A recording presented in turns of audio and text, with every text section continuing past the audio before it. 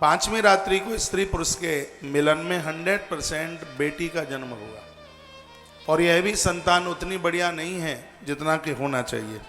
सा विशुद्ध सावूर्तम रसा पूर्वोत्तमा स्नाने शौचम तथा गानम रोदनम हसनम तथा। इसमें वर्णन किया गया है नारी को चाहिए कि छठवें सातवें दिन तक रुदन न करे, हंसे नहीं, नृत्य न करे, 7 दिन से पहले वह किसी उत्सव में प्रवेश न करे, यह वर्णन किया गया है। इसमें लिखा है कि स्त्री पुरुष के मिलन में 7वीं रात्रि को उसकी कोख में, उसके उदर में बेटी का आगमन होता है। 100% कन्या होती है, और वो कन्या ऐसी होती है जो पातिव्रत धर्म का निर्वहन करने वाली होती है। वो कन्या ऐसी होती है जिसका कन्यादान करने का सौभाग्य, शंकर कहते हैं, माता पिता को सौभाग्य प्राप्त होता है। 1000 अश्वमेध यज्ञ करने से भी उतना पुण्य नहीं मिलता जितना कि एक कन्या के कन्यादान करने से जितना पुण्य प्राप्त है।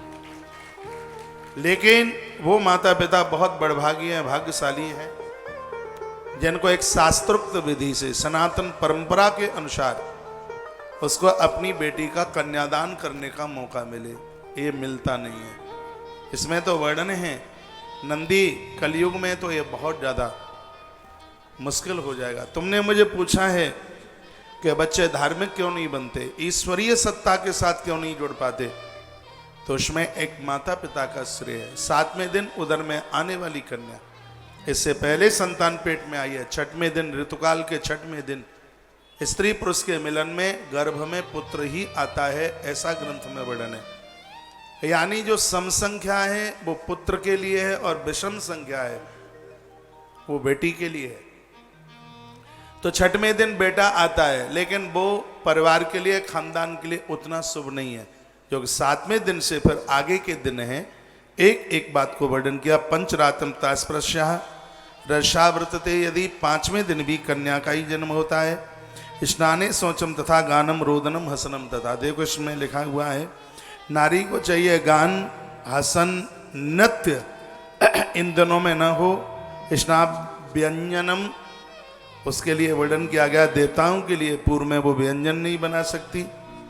देवा स्वप्नम विशेषण तथा वही दंत धावनम, मैथुनम, मानसम, वाचिकम, देवता अर्चनम, ये सब चीजों को निषेध बताया गया है। और उसके तत्पश्चात बर्ये सर्वयत्ने नमस्कारम रजस्वलाह। ऋतुकाल धर्म में नारी को देवताओं को सामने पहुंच के प्रणाम, गुरुजनों को प्रणाम करने के लिए भी मना किया है। रजस्वलांगना स्पर्श भावे च सरसस्वला। ऋतुकाल धर्म में यदि नारी को किसी ने छुआ है, उसने जितना भी पुण्य सत्कर्म किया होगा सब क्षीण हो जाएगा, समाप्त हो जाएगा। ऋतुकाल के दिनों में यदि संतान गर्भ में आ गई है, वर्णन है चांडाल आकर के जन्म लेगा, धरती को कुरेद करके फेंक देगा, इतना परेशान करने वाला होगा। यदि 1 से 4 दिन के बीच में यदि नारी के गर्भ में संतान चल करके आती है तो उसके लिए श्रम त्याग चाहिए वस्त्राणाम। इसमें वर्णन है कि 4 दिन के बीच में तो कोई दूसरी भी नारी उस स्त्री को वस्त्र नहीं दे सकती, सामने रख सकती है, भोजन सामने खड़े होके नहीं दे सकती, उसके लिए रख सकती है। स्नात पुरुषम नारी न स्पृशत्व रजस्वलाह। समझदार व्यक्ति को चाहिए कि 4 दिन तो उसे नारी से बहुत बच करके रहना चाहिए। चतुर्थ्याम स्त्री न गम्या तो गंतव्या आयु प्रसूयने, अल्पायु प्रसूयने। 4 दिन के बीच में आने वाली जो संतान है, चाहे वो बेटी हो और चाहे वो बेटा, वो अल्पायु वाले होंगे, कम उम्र जीने वाले होंगे। विद्याहीनम, उनके पास विद्या नाम की तो चीज ही नहीं होगी, चिड़चिड़ापन स्वभाव होगा। व्रत भ्रष्टम, वो लोग कोई व्रत करने वाले नहीं होंगे, उनसे व्रत नहीं होगा। पतितम परदारिकम, इसमें वर्णन है कि परदाना नारी को भी छूने का जितना अपराध नहीं है, पराई नारी को छूने का बहुत बड़ा अपराध है। ये पाप नहीं है, पाप का बाप है। लेकिन इसमें एक बात और वर्णन की गया है कि ऋतुकाल में स्त्री पुरुष का जो मिलन है, ये दोनों के लिए उससे भी ज्यादा घातक है। दारिद्राण अग्नम चह तनयम सा प्रसूयते, कन्यार्थ नैव गंतव्य पचम्याम विधे पूजन। इसमें वर्णन किया गया है कि 7वें दिन वो स्त्री पुरुष भगवान का बंधन पूजन करें।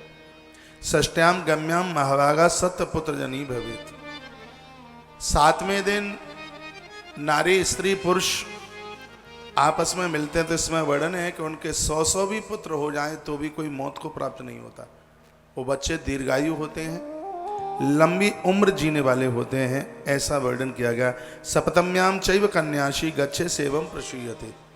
7वें दिन 100% सप्तम्याम चैव कन्यार्थी, कन्या की ही प्राप्ति होती है। अष्टम्याम सर्व संपन्नम तनयम संप्रसूयते। 8वें दिन तनयम, तनयम कहते हैं बेटा। स्त्री पुरुष के मिलन में 8वें दिन पुत्र का जन्म होता है और पुत्र भी बड़ा सजग्र और बड़ा समझदार होता है। नवम्याम दार कामार्थम दशम्याम पंडितो भवेत। वर्णन क्या है? 9वें दिन स्त्री पुरुष का मिलन बेटी को जन्म देता है। 10व्याम पंडितो भवेत। 10वें दिन स्त्री पुरुष के मिलने पर गर्भ में संतान आती है, वो पुत्र होता है और महान पंडित होता है। इसमें वर्णन है कि बहुत समझदार होता है। 10व्याम पंडितो भवेत। ये इतनी अद्भुत बातें कही गई हैं, स्त्री पुरुष को समझने वाले लोग अपने जीवन में गलती नहीं कर पाते।